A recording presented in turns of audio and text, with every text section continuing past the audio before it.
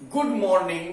स्वागत है आपका कक्षा 12 अध्याय 9 जिसका शीर्षक है भारतीय राजनीति नए बदलाव, यानी कि भारतीय राजनीति में हो रहे नवीन बदलाव के बारे में या नवीन युग या नवीन परिवर्तन जो हो रहे थे उसके बारे में हमने पहले 2 वीडियो बना दिए हैं। 2 वीडियो इसके हमने बना दिए हैं। यदि आप लोगों ने वो वीडियो नहीं देखे हैं तो उन वीडियो को आप लोग देख लीजिए। हाँ, यदि किन्हीं छात्रों ने, किन्हीं स्टूडेंट्स ने हमारे चैनल को सब्सक्राइब नहीं किया है तो प्लीज इसको सब्सक्राइब कर लीजिए। आपको हमारे वीडियो पसंद आ रहे हैं तो उनको लाइक करिए, शेयर करिए और कमेंट के माध्यम से आपको और क्या चीजें चाहिए उसको बताइए। चलिए अब चलते हैं भारतीय राजनीति में हो रहे नवीन बदलाव। हमने आपको पिछले वीडियो में बता दिया था कि ऐसी स्थितियां आ गई थी 1990 के दशक में, ऐसी परिस्थितियां आ गई थी जिसमें कि बीजेपी ने अपने गांधीवादी समाजवाद से हटकर सावरकर जी के जो हिंदुत्व के एजेंडे को अपनाना प्रारंभ कर दिया। 1992 में फैजाबाद जिले के अयोध्या में स्थित एक विवादित ढांचे को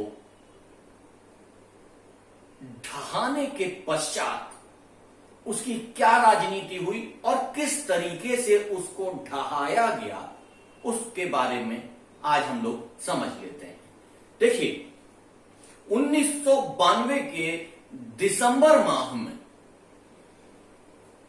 बीजेपी, आरएसएस, बजरंग दल, विश्व हिंदू परिषद जैसे अनेक संगठनों ने मिलकर ये आह्वान किया, राम भक्तों से ये आह्वान किया कि वो अयोध्या में हो रही कार सेवा में सम्मिलित हों। अब ये एक नवीन शब्द आया, कार सेवा। ये कार सेवा क्या थी? क्या थी कार सेवा? कार सेवा का अर्थ था कि मंदिर निर्माण के लिए राम भक्तों को अपना श्रमदान करना था। क्या करना था? श्रमदान करना था। श्रमदान के माध्यम से राम मंदिर को बनाने के लिए जो प्रयास किया जा रहा था उसे एक नवीन पदबंध दिया गया। नई स्थितियां वहां बनी और उस स्थिति को कहा गया या उस पदबंध को कहा गया कार सेवा। तो 1992 के दिसंबर माह में अयोध्या में कार सेवा के माध्यम से राम मंदिर के निर्माण का फैसला किया गया। और राम मंदिर का जो ये फैसला था, ये जो श्रमदान करना था, इस श्रमदान में पुराने बने हुए गुंबदों को ढहाना था। 6 दिसंबर 1992 की वो तारीख जिसमें बहुत सारे कार्यसेवकपुरम में पहुंच गए और बहुत सारे लोग उस गुंबद पर पहुंच गए और उस गुंबद को तोड़ना प्रारंभ कर दिया।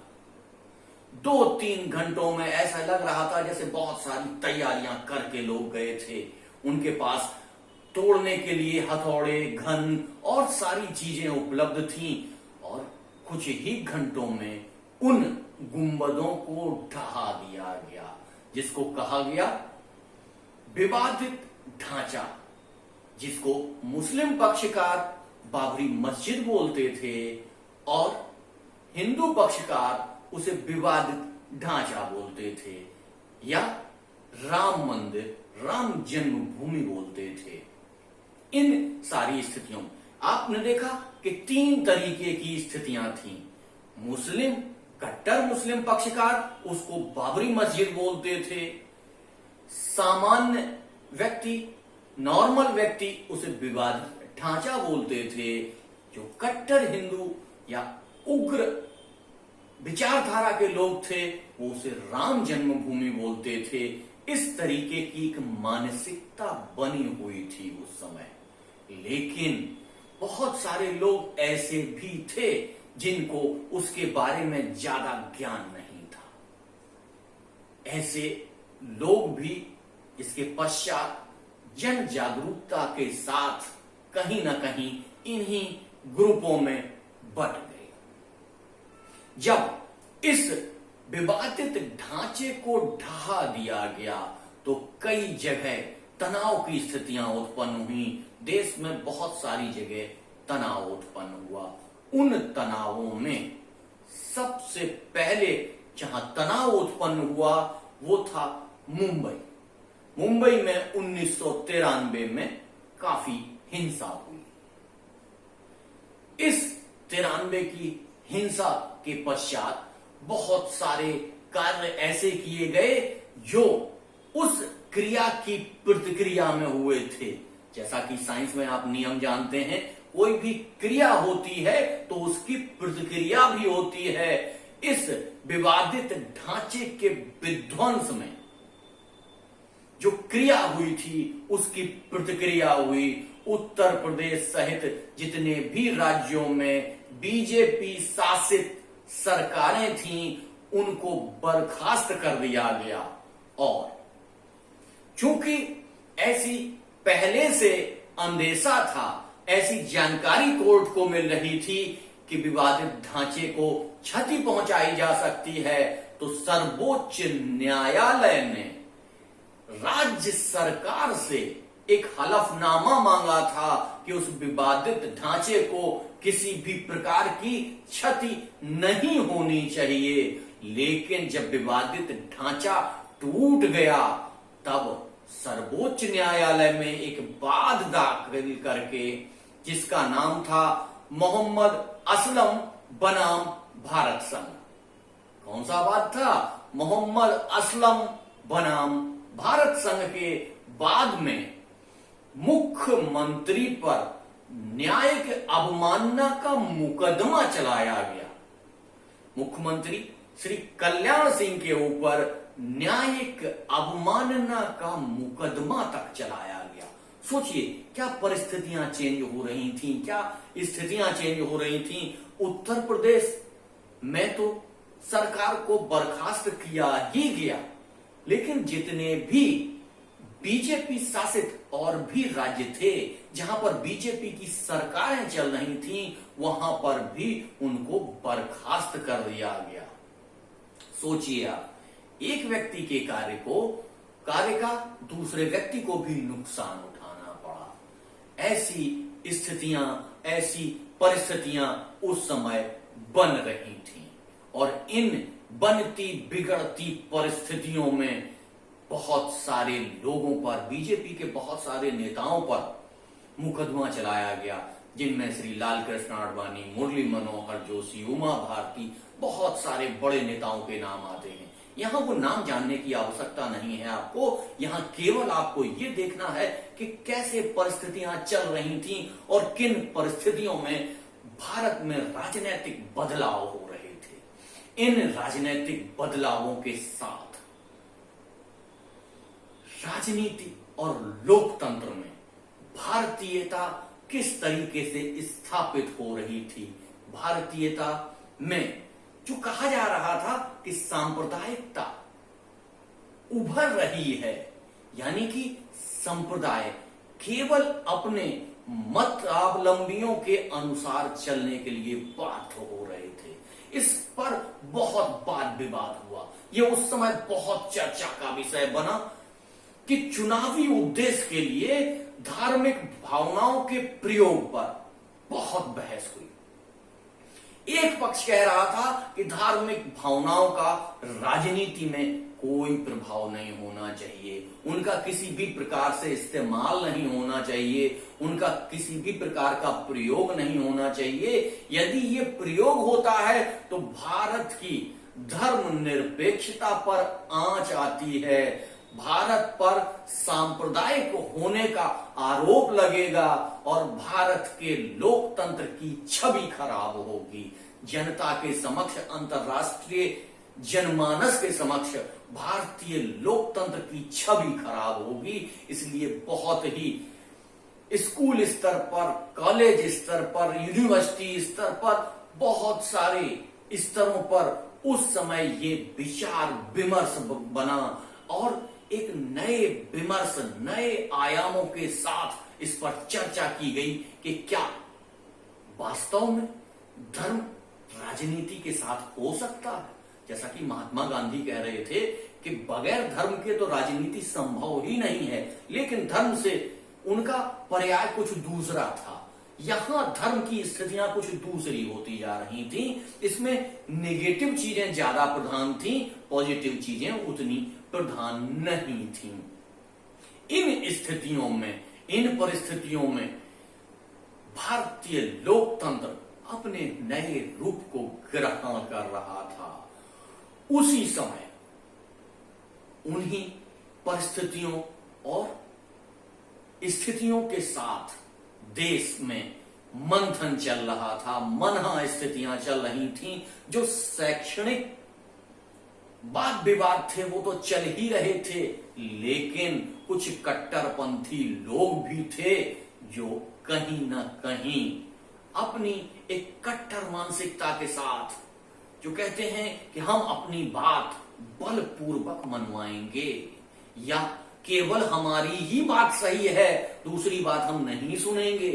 कट्टर का अर्थ क्या हुआ? कट्टर का अर्थ हुआ कि आप दूसरे की बात ना सुने, आप बात तो सुने, बात सुने, उससे सहमत हो या असहमत हो, लेकिन नहीं।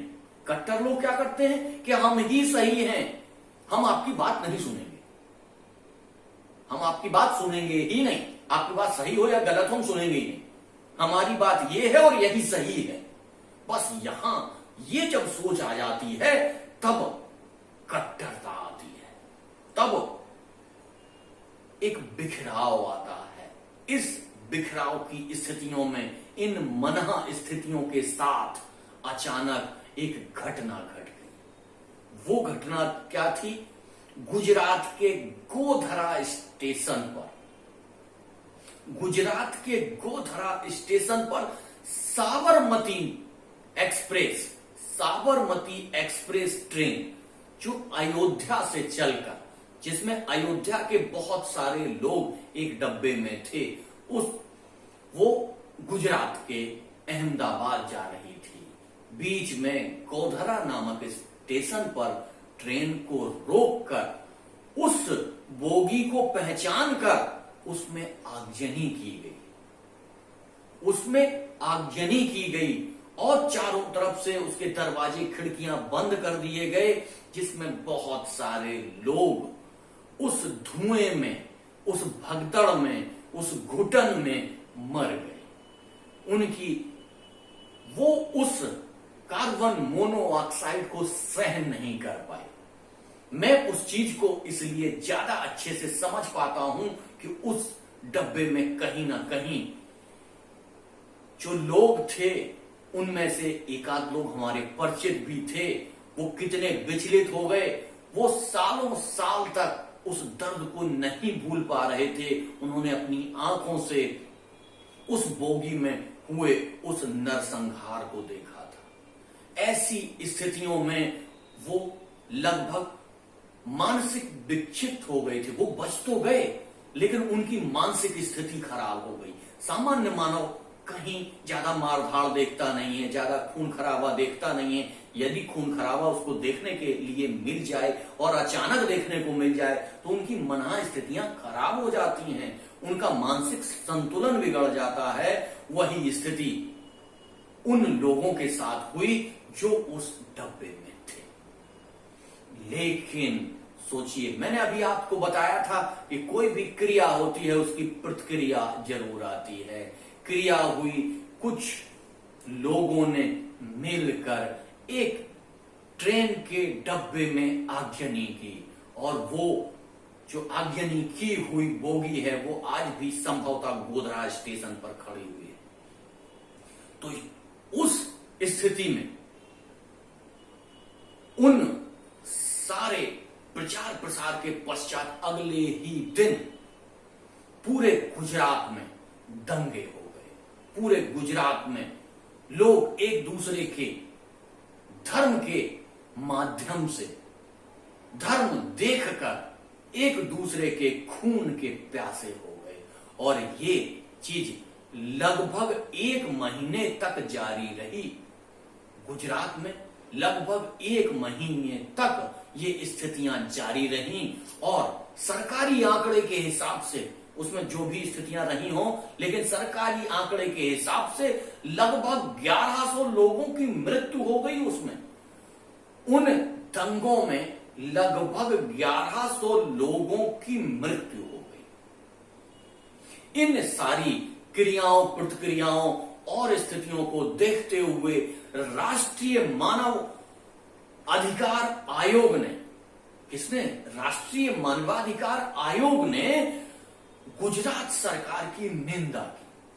गुजरात सरकार को उन स्थितियों को कंट्रोल करने में अक्षम पाया और कहा गया कि जब गोधरा कांड हो गया था तो सरकार को इतना सशक्त एक्शन लेना चाहिए था, इतनी कड़ाई बरतनी चाहिए थी कि उसकी प्रतिक्रिया जो होने वाली थी उससे बचा जा सके। लेकिन सरकार ऐसा करने में अक्षम रही, या सरकार उन चीजों को समझ नहीं सकी और इन स्थितियों में पूरे गुजरात में बहुत सारे दंगे हुए जो लगभग 1 महीने तक चले और जिनमें 1100 लोगों की जान चली गई।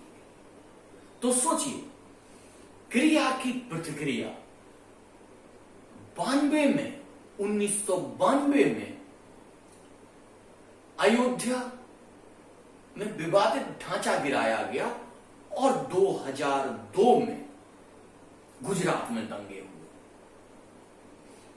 2002 में गुजरात में गोधरा कांड हुआ। ये सोची समझी साजिश के तहत तुरंत मुंबई में हुए दंगे, लेकिन उसके ठीक 10 साल पश्चात, यानी कि देखिए कितनी मनहा स्थिति गहरी तक गई हुई थी कि लोगों ने सोच विचार के, तैयारी करने के पश्चात ये कार्य किए। यानी कि जब आप कुछ साधारण तौर पर नहीं कर पाते हैं तब आप आपराधिक गतिविधियों में सम्मिलित होते हैं। आपराधिक गतिविधियों में जब आप सम्मिलित होते हैं, अपनी मनहा स्थिति बना लेते हैं, तो कहीं ना कहीं वो मनहा स्थिति एक विचारधारा के रूप में फैलने लगती है। और वो विचारधारा, वो स्थितियां भारतीय लोकतंत्र के लिए अच्छी नहीं कही जा रही थी, अच्छी नहीं समझी जा रही थी। और यही विचार विमर्श चल रहा था कि भारतीय लोकतंत्र और धर्मनिरपेक्षता को इन सांप्रदायिक घटनाओं ने बहुत बड़ा आघात पहुंचाया है। इन गंगा जमुनी तहजीब को बहुत आघात पहुंचाया है। लोग कहीं ना कहीं 2 खेमों में बंटते हुए नजर आ रहे थे। जब हमने आपको पहले बताया था कि व्यक्तिवादी हो रहे थे लोग, लेकिन व्यक्तिवाद से अब संगठन की तरफ आ रहे थे, कहीं ना कहीं एक संगठन से जुड़ रहे थे।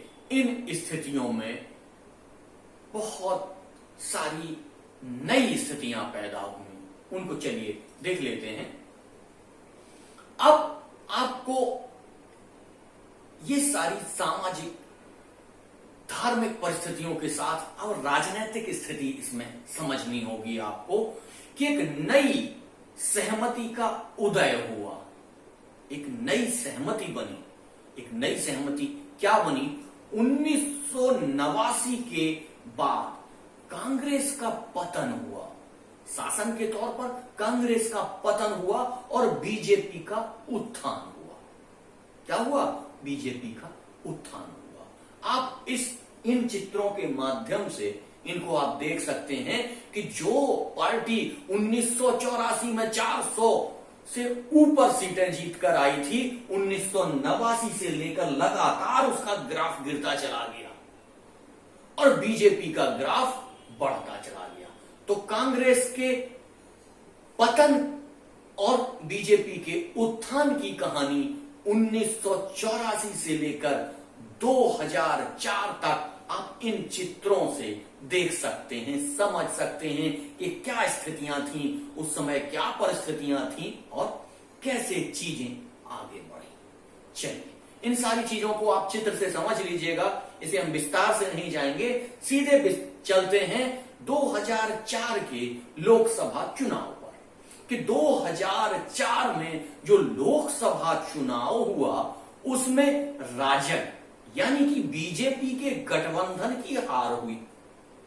लोग परेशान हो गए, लोग नाराज हो गए कि अरे ऐसा नहीं होना चाहिए भाई, कोई भी है, हमारे देश के लोग हैं, हमारे समाज के लोग हैं, ऐसा नहीं होना चाहिए, ये अव्यवस्था नहीं होनी चाहिए, देश को व्यवस्थित चलना चाहिए। तो राजग यानी कि बीजेपी गठबंधन की 2004 में हार हुई और संयुक्त प्रगतिशील गठबंधन, जिसमें प्रमुख दल था कांग्रेस, संयुक्त प्रगतिशील गठबंधन जिसका प्रमुख दल था कांग्रेस, उसकी सरकार बनी, उसकी सरकार बनी। देश में किस तरीके से सीटें जीती गईं और किस तरीके से इनकी स्थितियां रहीं वो आप इस चित्र के माध्यम से देख सकते हैं।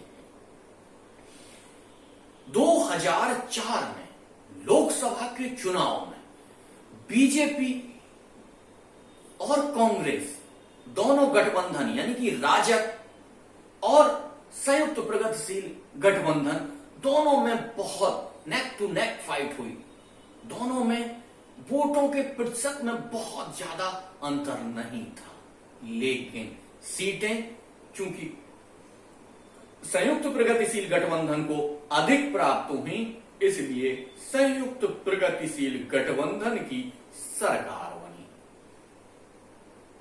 और सरकार में किस तरीके से लोग आए, कैसे आए, वाम मोर्चे ने इसका बाहर से सहयोग किया, बाहर से इसका समर्थन किया और अब जो स्थितियां थीं वो स्थितियां क्या थीं? 4 तरीके की स्थितियां हमको देखनी को मिलती हैं। कौन सी?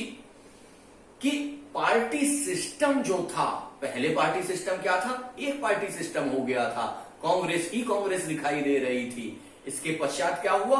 कुछ अन्य पार्टियों ने कांग्रेस को मात देना शुरू किया।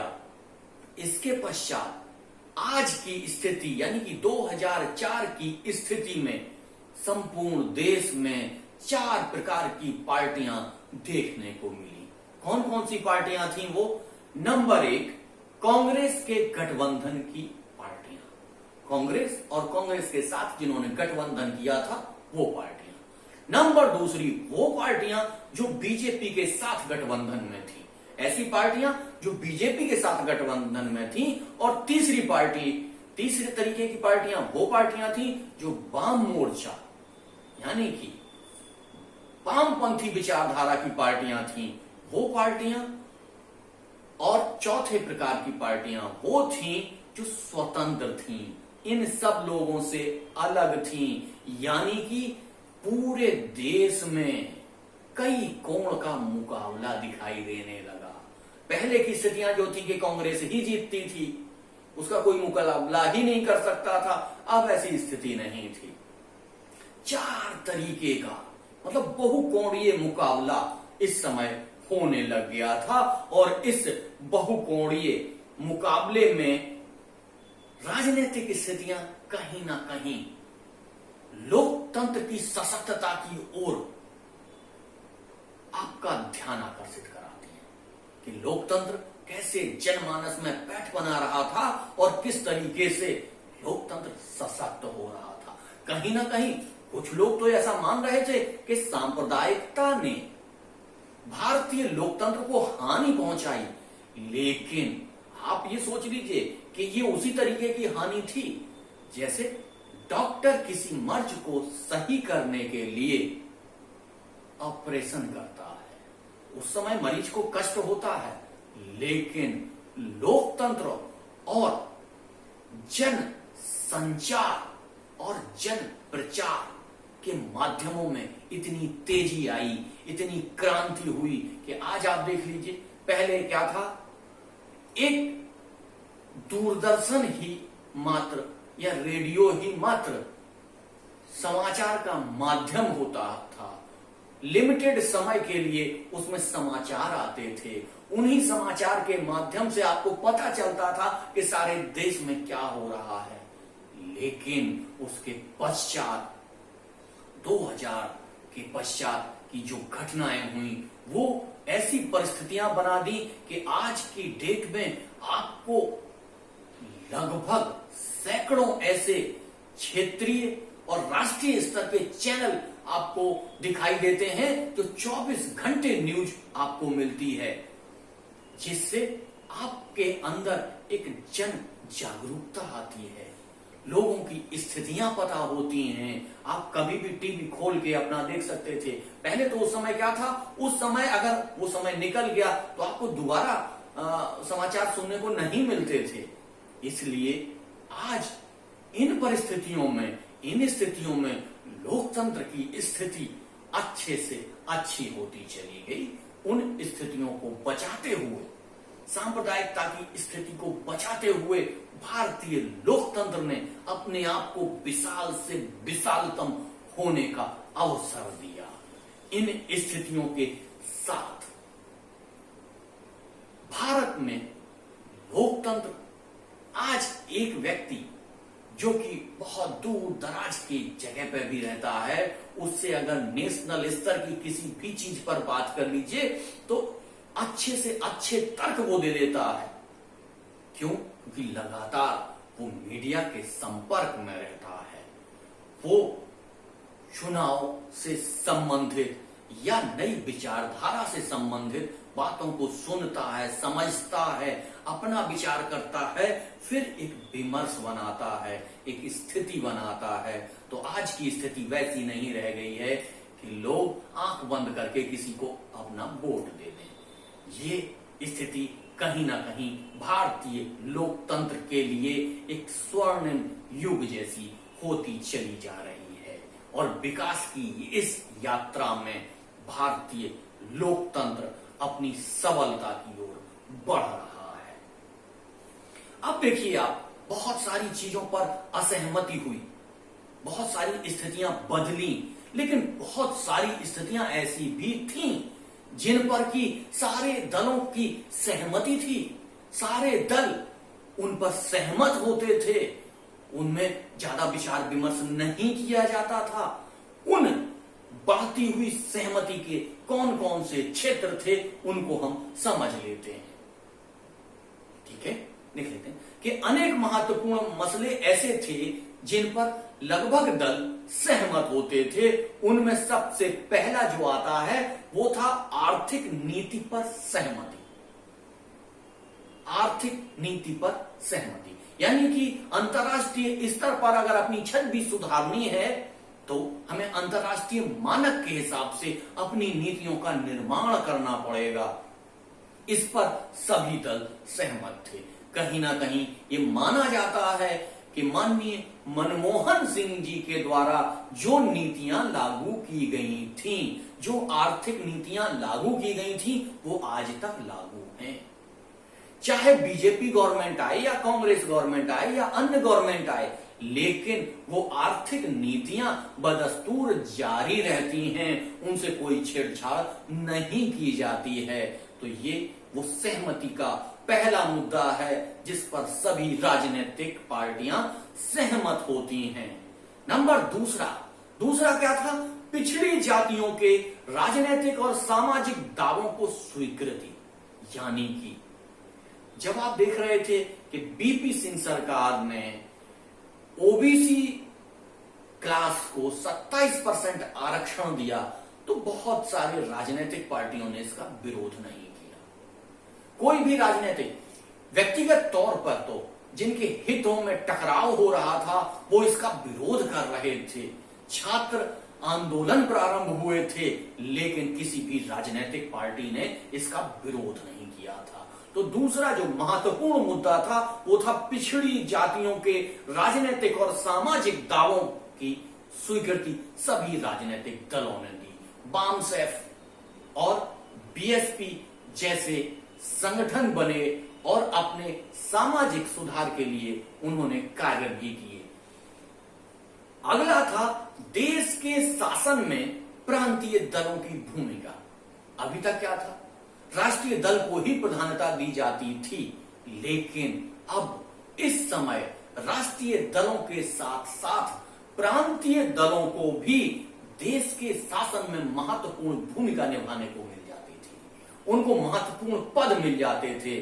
जैसे कि आपको याद होगा, माननीय मुलायम सिंह जी को रक्षा मंत्री जैसा बड़ा पद भी मिल गया था।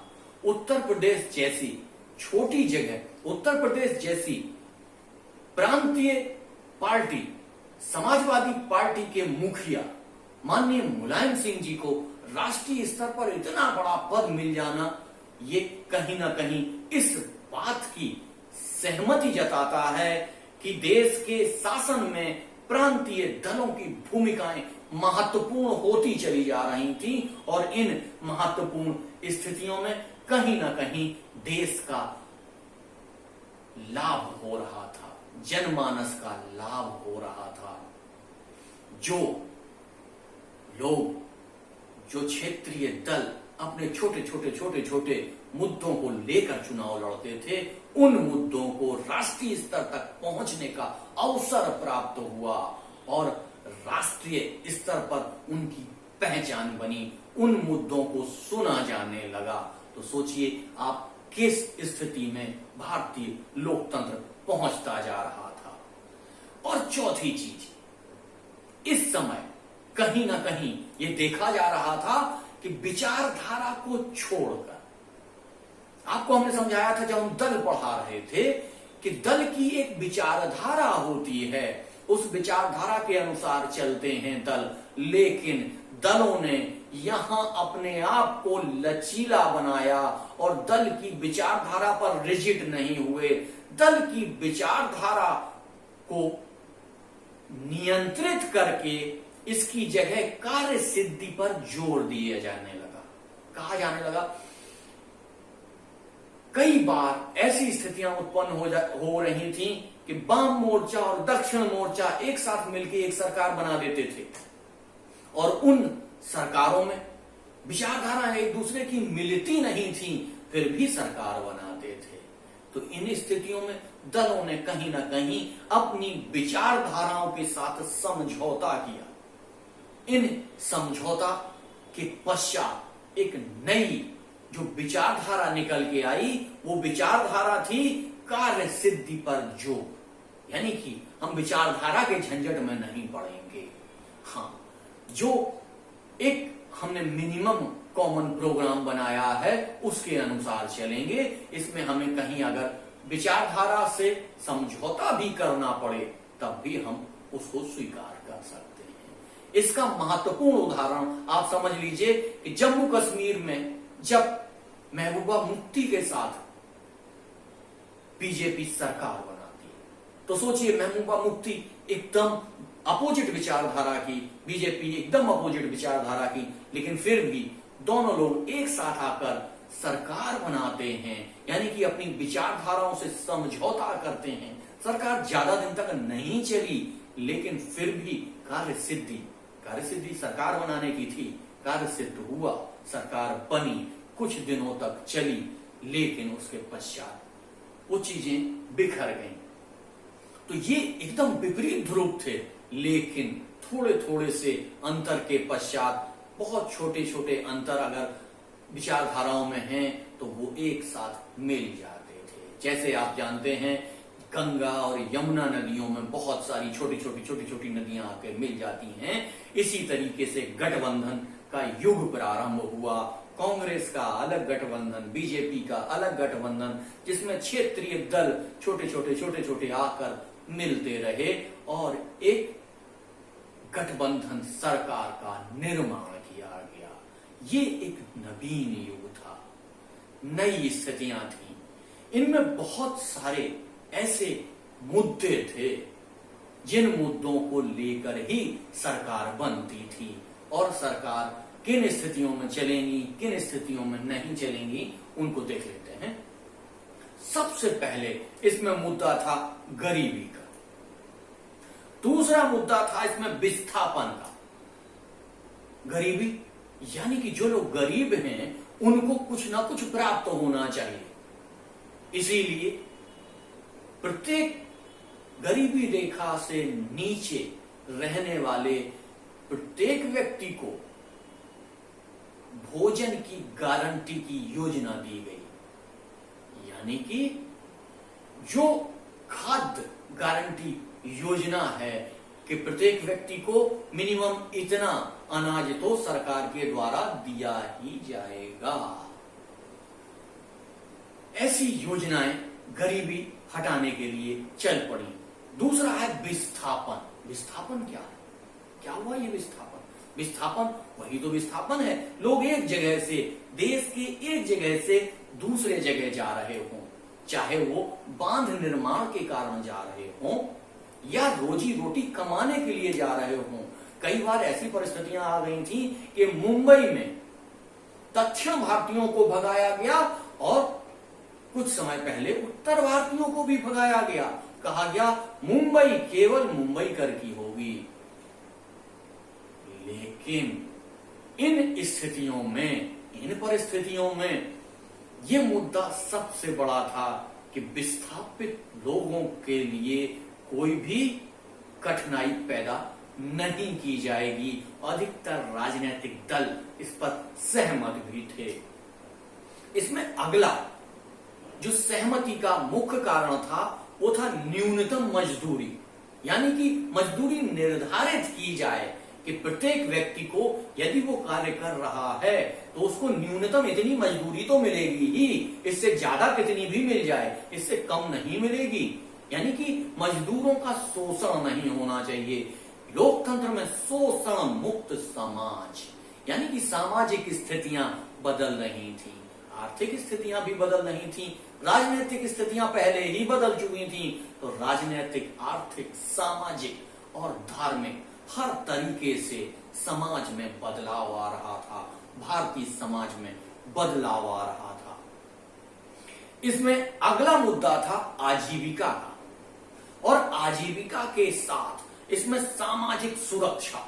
इस समय सबसे महत्वपूर्ण जो मुद्दे थे उनमें सामाजिक सुरक्षा, यानी कि व्यक्ति को समाज में रहने के लिए सुरक्षा प्राप्त हो, चाहे वो विस्थापित मुंबई में रह रहे हों या समाज में या गांव में बाहर की ओर रहने वाले लोग जो अपनी पारंपरिक व्यवस्थाओं के अनुसार बाहर रह रहे थे, उनको स्थितियां देने के लिए 90 के दशक में, 80 से 90 के दशक में बहुत बड़े बड़े कानूनों का निर्माण किया गया, जिससे आज चलकर वो स्थितियां लगभग समाप्त हो गई।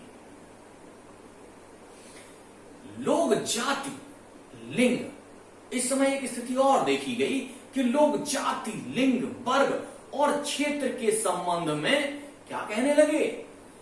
न्याय और लोकतंत्र के मुद्दे उठा रहे थे। यानी कि जातिवाद लोकतंत्र में नहीं होना चाहिए। महिलाएं कह रही थी ये पुरुषों के लिए ही नहीं बना है, महिलाओं के लिए भी बना है, तो महिलाओं को भी उचित स्थान प्राप्त होना चाहिए। और वर्ग, यानी कि किसी विशेष वर्ग के लिए राजनीति नहीं बनी है, सभी वर्गों के लिए बनी है, तो सभी लोगों को उनकी जनसंख्या के अनुसार प्रतिनिधित्व प्राप्त होना चाहिए इस लोकतंत्र में। अगला था क्षेत्रवाद, यानी कि किसी भी प्रकार का क्षेत्रवाद नहीं होना चाहिए कि मुंबई केवल मुंबई कर की, ऐसा नहीं।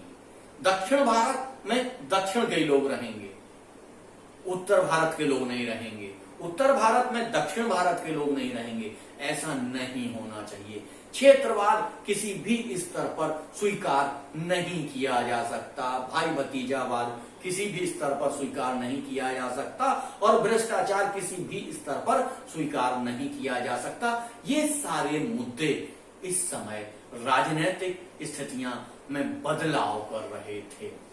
इन स्थितियों में बहुत सारे मुद्दे सुलझ गए, बहुत सारे मुद्दे आज भी बने हुए हैं।